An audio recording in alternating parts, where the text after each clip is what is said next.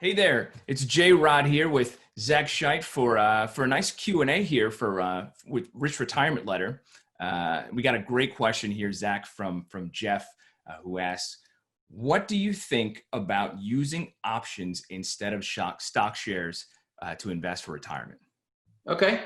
Hey, J-Rod. Yeah, so that's a great question. And Jeff, thanks for sending it in. I've got a few different thoughts, and J-Rod, you can kind of fill in if you see any other perspectives here.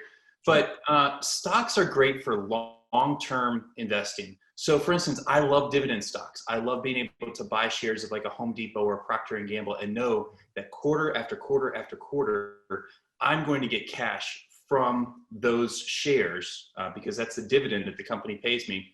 And I also know that the stocks are going to move higher over time because as the company grows and as profits grow, the price of those shares should move higher. So as a core for retirement, I love buying shares. However, options are a great way to turbocharge your retirement. So taking a small amount of your retirement capital and investing in a few select option plays will give you a chance to have maybe 100%, 200, even 500 or 600% returns on some of those option plays. And those can help to grow your wealth quickly, while at the same time you still have that anchor of dividend stocks that you hold for longer periods of time. So that's kind of a good way of thinking about retirement and how you can use those different tools to allocate for retirement. Those are my thoughts. What do you think, J-Rod?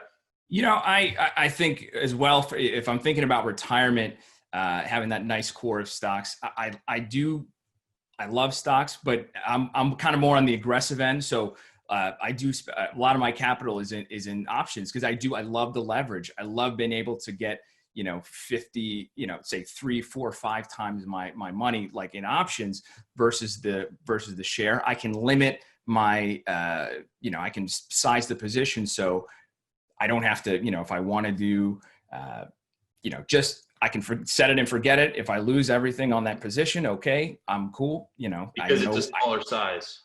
Exactly. Or, if it's a bigger position, I can set stops. But usually for leverage, and I'm talking to folks catching up for heading into retirement, need to catch up. Options can be a really great way to play catch up.